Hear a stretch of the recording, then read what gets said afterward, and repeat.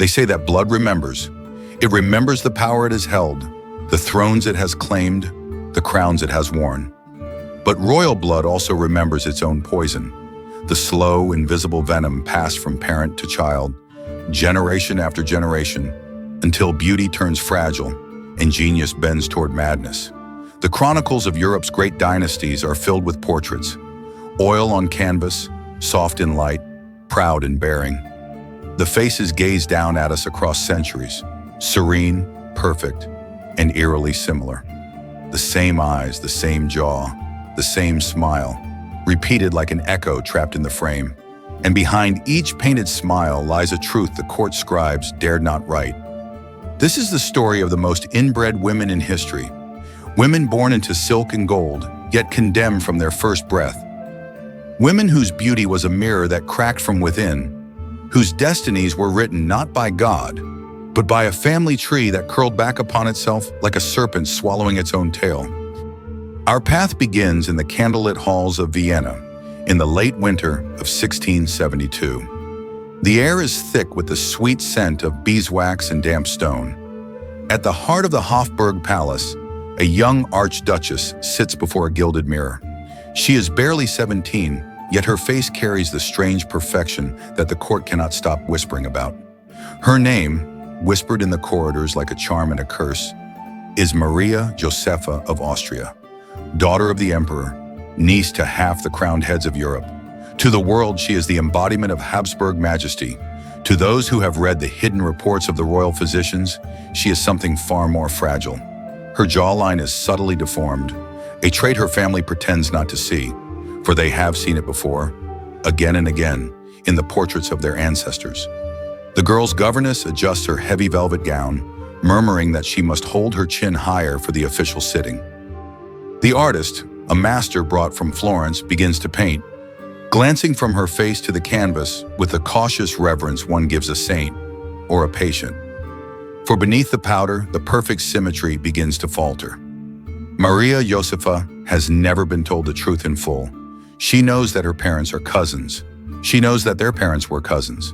But she does not yet understand the meaning of the physician's private notes, the ones written in Latin, so she will not read them. Mandibula deformis, palatum angustatum, mentis fragilitas.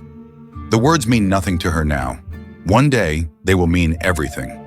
The Habsburg court believes in keeping its secrets, but secrets have a way of escaping. They slip through keyholes, hide in the brushstrokes of paintings, and whisper in the long echoing corridors. And sometimes they cling to the mind of a child who does not yet know what she has heard. Maria Josepha will be married, of course. Her match will be chosen not for love, but for blood. The same blood that already runs too thick in her veins. In the great game of royal alliances, she is not a girl, but a vessel, a pawn carved from alabaster and dressed in brocade. She will be given to a cousin, perhaps in Madrid, perhaps in Naples. The gossip says her fate is already sealed. But for now, she sits in the dim chamber, staring into her reflection, unaware that her beauty is the last flicker of a torch about to burn out. Outside, the bells of Vienna toll the hour. In the shadowed hall beyond the painting room, a courtier stands listening, holding a sealed letter from Madrid. It bears the black wax seal of the Spanish king. Inside that letter is the name of her husband-to-be, and with it, the next twist in the serpent's coil. The winter of 1673 did not break gently. Snow pressed against the palace windows, like a hand trying to smother the light within. In the great audience hall, tapestries hung heavy with damp, their colors muted by years of incense and candle smoke. Maria Josepha stood at the center, a figure carved from frost and fire. She wore the silver brocade gown chosen for the occasion, its train pooling like liquid moonlight at her feet. On her head, the narrow coronet of Austria gleamed faintly. Around her, the court was silent, a stillness that was less reverence than anticipation. Her father, Emperor Leopold I, sat upon the high-backed throne. His eyes, pale and sharp, searched the girl's face not with a father's tenderness, but with the precision of a jeweler inspecting a rare gem. To the emperor, Maria Josepha was a link, a delicate yet vital link in a chain of alliances stretching across the continent. The marriage contract lay upon a carved walnut table, between the Habsburg and Spanish envoys. The Black Seal of Madrid glistened in the candlelight. Within its folds was a promise written in the language of kings: blood for blood, crown for crown, her husband-to-be, Infante Carlos of Spain. A boy of 17, pale as a wax saint, his shoulders hunched as though bearing a weight too great for his bones. His portrait, sent ahead from Madrid, had been examined in private by the court physicians. The jaw was narrow, the forehead high, the ears slightly misshapen. Familiar traits, passed down like an heirloom no one dared acknowledge. The two met for the first time under the unblinking gaze of the court. Maria Josefa curtsied, her knees barely bending under the weight of the gown. Carlos bowed stiffly, his eyes darting from her face to the floor, as though he feared to meet her gaze. Later, in the privacy of the Queen Mother's apartments, whispered warnings began. The Spanish lady spoke softly as if in prayer. "His blood is like yours, Niña, pure but heavy, too heavy." The wedding was celebrated with all the splendor the Habsburgs could muster. Gold cloth draped across balconies, choirs filling the air with solemn hymns, fireworks bursting over the dark river. But beneath the music and light was a silence, a question no one dared voice. What would this union create? The Spanish court welcomed her with cautious smiles. Madrid was a city of shadows, where the sun burned fiercely, but the streets stayed cool under the weight of their own history. In the Alcazar Palace, Maria Josefa's new home, the air was thick with the scent of beeswax, oranges, and something older, the smell of stone that has seen too much. The Infante was courteous, even gentle, but there was a fragility to him that unsettled her. His hands trembled when he lifted a goblet. His voice, though soft, cracked unexpectedly, as though he had swallowed too many words he could not speak. In the long corridors, she began to notice the servants watching her, not with curiosity, but with the weary eyes of those who have seen this story before. It was in her second month in Madrid that the first whispers reached her. The ladies of her chamber, thinking her asleep, spoke in hushed tones about the enfermedad de la sangre real, the sickness of royal blood. They said it had taken queens before her, that it made princes weak and daughters frail, that the blood once so proud had begun to turn against itself. At first she dismissed it as court gossip, but the signs could not be ignored for long. She tired easily. A strange ache settled in her jaw. Her reflection, once a source of pride, began to trouble her. The lines of her face were subtly shifting, as though the features were bending toward some hidden ancestral shape. She wrote to her mother in Vienna, but the replies were brief, evasive. The only advice offered was to attend to her prayers, to obey her husband, and to keep the dignity of her station. No one spoke of doctors. No one spoke of cures. Maria Josefa began to dream in fragments, of dark corridors, of painted faces whispering in frames, of a silver crown that grew heavier with every heartbeat. In those dreams, she often saw herself, older, pale, her jaw twisted into the faint but unmistakable curve of the Habsburg line, and always behind her, a shadow, watching, waiting. By the third year of her marriage, the mirrors of the Alcazar had become her greatest enemy. Maria Josefa still moved with grace, still wore her gowns like a queen in a portrait, but the reflection staring back was changing in ways she could no longer deny. The jaw that once gave her face a swan-like elegance had grown heavier, protruding ever so slightly. Her lips no longer closed as easily, and when she smiled, if she smiled, the curve was different. The court ladies avoided mentioning it, yet their eyes betrayed them. They lingered on her profile a heartbeat too long, then looked away, murmuring about the weather, the mass, the next feast day. Servants began to turn their faces toward the wall when she passed, an old habit in Spain meant to show respect. But Maria Josefa had learned to read the truth in gestures. This was not respect. This was pity. Her husband, Infante Carlos, said little. He was ill often, retreating to his chambers for days at a time. In those absences, the palace seemed colder, as if the stone itself mourned. When they did meet, his words were polite, measured, spoken through the veil of formal Spanish courtesy. Yet in the quiet between phrases, she sensed he, too, carried the weight of their blood. It was during the feast of St. James that the truth confronted her with cruel clarity. A visiting ambassador from France, a man with a talent for both diplomacy and cruelty, presented her with a gift, a miniature portrait of a long-dead Habsburg queen.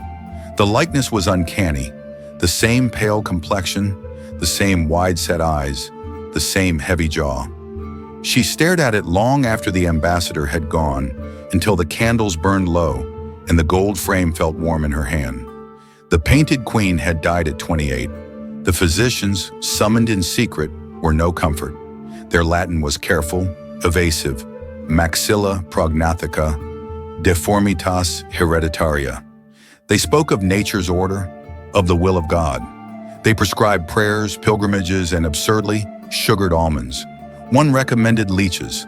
Another suggested she take the waters at Aranjuez, though he could not say why. Her body weakened. She tired after climbing even a short flight of stairs. The headaches came like summer storms, sudden and violent. In the chapel, kneeling before the Virgin, she would sometimes feel her vision blur, the candle flames stretching and bending until the whole world seemed a painted mask ready to peel away. The dreams grew worse. In one, she walked the corridors of the Hofburg again, but every portrait bore her own face. Older, more distorted, more ghostly. In another, she stood in a banquet hall where the tables were piled not with food, but with skulls crowned in gold. And always in the far corner, a figure cloaked in black turned away from her. Yet somehow she knew it was herself. The court whispered. The term La Maldición de la Sangre Real, the curse of royal blood, crept back into the kitchens, the guardrooms, the gardens. Old women crossed themselves when she passed. Some said the curse began centuries ago, when a Habsburg prince wed his own sister. Others claimed it was God's punishment for the pride of kings. Maria Josefa clung to her duties, attending every mass, every audience, every royal procession. But each appearance was an ordeal, every public gaze a reminder that she was not only a queen, she was a symbol of a dynasty consuming itself. One night, in the flickering light of a single candle, she wrote in her diary, "It is as if I am two women. One walks among the living, the other waits in the shadows, wearing my face, the face I will one day have." She closed the book, locked it, and hid it beneath the carved chest at the foot of her bed. Yet she knew secrets have a way of surviving. They seep into the stones, into the air, into the very blood, and hers was already poisoned. By the winter of her 24th year, the courtiers had learned to lower their voices when she entered a room. Not out of respect, but because silence was easier than pity. The change in her face could no longer be hidden beneath layers of pearl powder and rouge. The jaw had grown heavier, the lips thinner, the once delicate chin now protruding with the unmistakable stamp of her lineage. Her body had grown fragile, her hands trembling when she lifted even a goblet of wine. And yet, the court painters still flattered her. In their portraits, she remained ageless, serene, the face of an empire that could not admit its own decay. Infante Carlos rarely visited her chambers now. His own health had crumbled, his body bent under ailments no physician could mend. When they did meet, they exchanged pleasantries like strangers at a formal reception.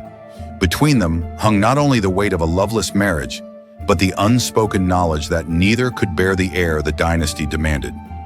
It was in early spring that the council met in secret. The Spanish sun burned high over Madrid, but in the palace council chamber, the air was cold.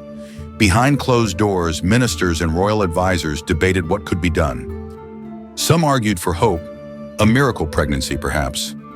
Others, more pragmatic, whispered of arranging another marriage, though to speak it aloud was near treason. Maria Josefa was not invited to these meetings, but she felt their consequences in small, cutting ways.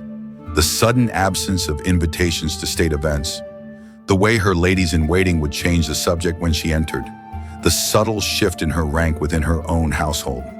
Her isolation deepened. She spent hours in the chapel, the wax of the candles pooling at her feet. Sometimes she spoke to the Virgin, sometimes to no one at all. The palace had become a labyrinth. Endless corridors, locked doors, rooms where the air felt heavy with things unsaid. Then came the fever. It started as a cough, sharp and dry, and by nightfall she could barely breathe. The physicians came murmuring to one another in low Latin. They bled her, leech after leech, as the old ways demanded. They burned herbs at her bedside. They whispered prayers. Nothing helped. One dawn, when the first light touched the stone walls, she asked her most trusted lady to bring her a mirror. The woman hesitated, then obeyed. Maria Josefa took the mirror in her trembling hands and studied her reflection in the pale light. Her lips moved, but no sound came. And then, very faintly, she smiled. Not the smile of a queen, not the painted serenity of the portraits, but the sad, knowing smile of someone who has finally recognized the face she has been chasing in her dreams. She asked for her diary. With weak, deliberate strokes, she wrote, "It is not God who chose this. It is we who chained ourselves. My mother's face, my father's face, my own, all the same. And when I am gone, the chain will not break." That night, the fever took her. The court announced her death with solemn pomp. Her Serene Highness, Maria Josefa of Austria, beloved daughter of the Emperor, devoted wife of the Infante, taken too soon by illness. They draped the palace in black. The bells tolled across Madrid. In Vienna, masses were said for her soul. But in the private halls, in the guarded whispers of the old courtiers, the truth lingered. She had died not from a passing sickness, but from the slow, inexorable poison of her own blood. Her portrait was hung in the gallery beside those of the Habsburg queens before her. Tourists who pass it now might admire her beauty, never seeing the echo in her jawline, the repetition in her eyes. They will not hear the whispers. They will not smell the cold beeswax, nor feel the weight of a crown that has been worn too many times by the same hands. But the walls remember, the portraits remember, and the blood always remembers. They will tell you this was the fate of one woman, but that is only because the rest have been forgotten. In dusty archives, in letters whose seals have long since crumbled, in the margins of forgotten chronicles, there are names, dozens, hundreds, women who carried the same crown, the same blood, and the same curse. They were called duchesses, princesses, empresses, but in truth they were prisoners, not of their castles, but of a lineage that mistook purity for power. Their beauty was painted, paraded, celebrated, but their lives were traded, like coins in a game played only by kings. The portraits still hang in the grand halls of Europe. Step closer and you will see it. The pattern in the faces, the echo in the eyes, the faint shadow in the jaw. It is there in Vienna, in Madrid, in Paris, a whisper carried across centuries. And if you linger long enough, in the quiet after the tourists leave, you might almost hear them. The soft rustle of brocade, the creak of a corseted breath, and a voice just behind you saying, "The blood remembers." But the question remains, how many more stories still lie hidden, waiting for the right eyes to find them and the courage to tell them?